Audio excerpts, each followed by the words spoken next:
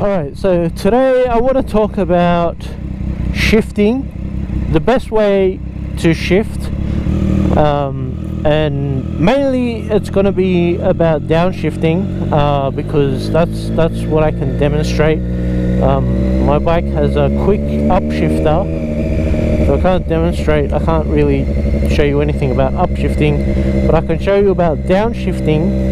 I want to talk about this stuff because I feel there's not misinformation but incomplete information, where someone explains something and you know, there's a part like that's missing or doesn't make sense. You know, you try and do what they explained and it's like it's not working, and it's because they usually sometimes they miss out like the key ingredient. They don't tell you that, and it's not until maybe you sort of figure it out and get the hang of something, and then you're like, hey, why didn't you tell me that, you know, this was, you know, you had to do this as well, or you had to look out for this. And so I want to explain it in a way, not just like here's how you do it, step 1, step 2, step 3, but I want to explain how it actually works, because that way you can just, you know, improvise and play around and master it. So welcome to my channel, where we talk about bikes and Bible verses, and I'm going to talk about the 4 different ways you can shift gears or downshift in my case. The first way is like the new rider way, you know, the learner or the beginner rider. The second is the throttle blip when you're downshifting. And the third is something that I do, I'm not sure exactly what it's called, but it's more like not throttle blipping, but it's more like load matching, sort of. It's not rev matching. I'll explain why it's not rev matching. It's load matching, like you're matching the load of the engine to the gear that you're going to go to. And the fourth one is about clutchless downshifting. So like I said, my bike has got a quick shifter for, you know, shifting up, so I'm only going to be talking about downshifting. And as usual, at the end we're going to have a Bible verse, so please stick around for that. So the first way to shift is like the beginner rider shifting, the beginner rider shifting, or, you know, the learner rider, and that is, I want to downshift.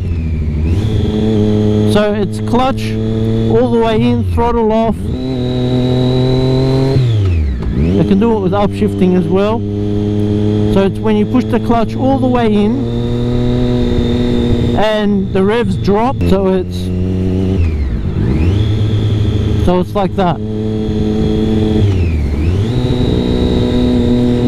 Now the disadvantage to, I mean, you can ride the rest of your life shifting in this way, clutch all the way in, revs drop all the way to the bottom, and you could ride your whole riding career like this if you want to, no problem. The disadvantage is it's the slowest way of shifting, and you've got to be careful to ease off the clutch slowly, because when your revs drop, when you release the clutch, you want to bring the engine RPM up slowly, so you release the clutch slowly. And if you do it too fast, it will be very abrupt, because, you know, you're not matching, you're not rev matching, you're not load matching. It can become abrupt. The second way to shift, which is the second slowest, is the blip, the throttle blip. So it's kind of like that. It's when you bring the revs up, when you blip the throttle, and I'm not going so fast, so it's not as obvious that I'm doing it. Now, people seem to think that this is the best way to shift, but I don't think it is. I think there's a better way, which is faster, and I think it's a bit misleading. You know, people say you blip the throttle, you rev it up to match the rev matching, but there's more to it than just rev matching. Okay, I can rev match, but close it, like I could blip it up past, you know, the RPM needed to match, let go of the throttle, and then sort of kick it in. But it's still going to be abrupt because you need to load match. You need to match your throttle. So that brings me to the third way in which you can downshift, and that is taking a bit from, you know, all the different types of ways that you can shift. Now, what I do, I set the throttle to a load, an engine load, which is close to what it's going to be when I go into the next gear. So the way I do it is I don't fully press the clutch in, and I don't blip the throttle, but I keep holding on the throttle so the revs match to what it's going to be when I shift in the next gear. And the thing is, you don't have to match it 100%. You could be, you know,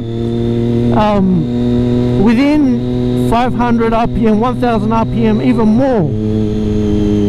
So if you think about what's happening, you know, when I pull the clutch in all the way, you know, the learner, the beginner shift, when I pull the clutch in all the way and the revs drop, as soon as I let go of the clutch, the engine, the wheels are going to bring the engine revs up.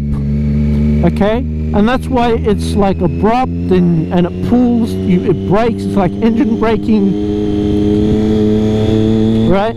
But if I've got a little bit of throttle, I'm making it lighter for the wheel to bring the engine up, right? So closed throttle, the engine's idling, I go into gear. It's going to take a lot of work to get the engine up to that rev for that gear, and that's why you got engine braking, you get that abruptness.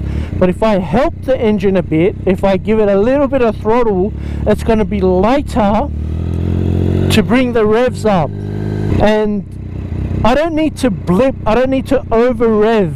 Okay, and what it results in is a much faster, much smoother downshift. So if I do it now, right, see, I didn't over rev it. It's like an automatic car, right? I've got light pressure on the gear, right? I'll go now. You didn't even notice that. I didn't over rev it. I didn't blip it. I didn't have to. I just kept I gave the engine a little bit of power. I'm giving the engine a little bit of power. I'm holding the throttle, right, and giving the engine a bit of power. I'm just giving the engine a little bit of power, so that when the wheel wants to bring the revs up, it's getting help.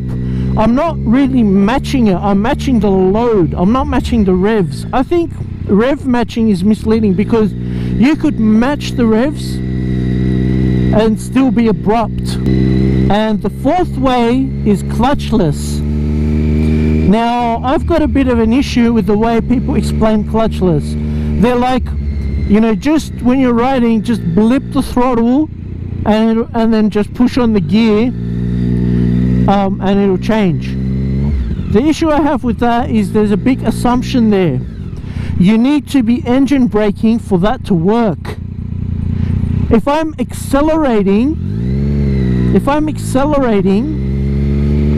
and I blip the throttle to drop the gear down, that's not going to work. So you need to unload the gear. You need to unload the gearbox for a clutchless shift to happen. I'll just get onto a fast road and demonstrate. If I want to accelerate and downshift so I can accelerate faster, I'm gonna have to let go of the throttle to get engine braking, pick up the throttle again, and in the moment that I'm picking up the throttle, there's a bit of like a slack in the gear, and then I can clutchless shift. Now I can do that on this bike, but I never do that when I'm out riding, because I never blip the throttle and I never clutchless downshift. Because if you're recreational riding, if you're riding just for fun, yeah, you can do that. Go ahead, have fun. You know, bikes are meant to be fun. But when let's say I'm going to work or something, I just want to ride in the most effective, efficient way. And if I'm going to have to mess around with letting go of the throttle and then blipping the throttle again just so I can clutchless downshift, that can mess me up, because you know there's some things that I need to do quick. I need to respond to traffic, right? So the best way is the third way that I told you, which is pretty much takes everything from each category. Now I'll show you clutchless, right? I gotta go fast and then let go, and then see that? I didn't touch the clutch, right? I'll got an engine brake. So I've got to be engine braking, blip the throttle, and when I blip the throttle, at the same time I push down, and I just shifted down 2 gears without pressing the clutch. Okay?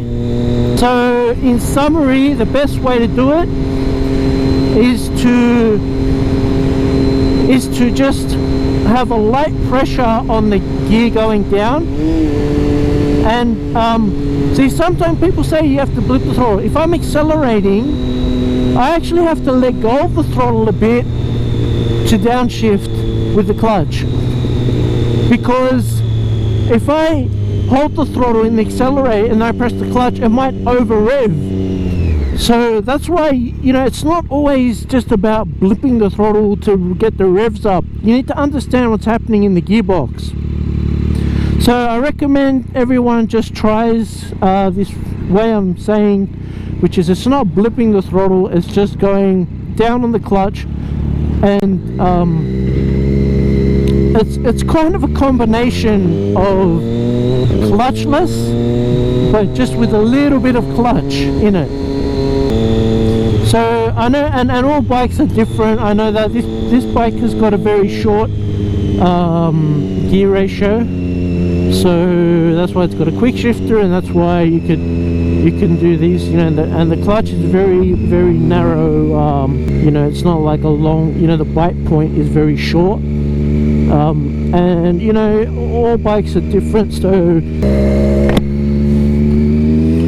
okay, and so we'll end with a Bible verse, and that's from Acts chapter 11 verse 9, and it says,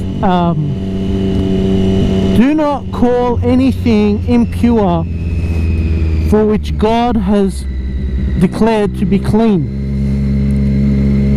And it says, do not call anything impure which God has declared clean. Now the context of that verse is the Apostle Peter, God told Apostle Peter to eat some things which by Peter's religion he wasn't allowed to eat. It was unclean, and God told him to eat it, and Peter's saying, I can't, it's against my religion. And God says to Peter, don't call anything unclean that I have declared to be clean. And there's a very, very strong point, is a religious mindset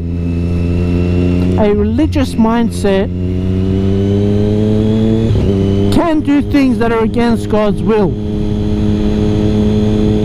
You know, God has commanded everyone to love, right? But for purpose of people's religion, they don't love, they don't show love.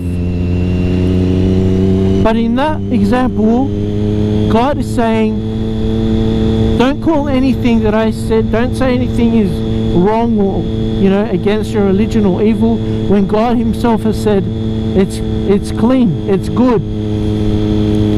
Okay, so we need to have a relationship and understand God's true desire, not just follow what we believe, our religious beliefs. Okay, so that's everything I've got. I hope you're able to understand or get something.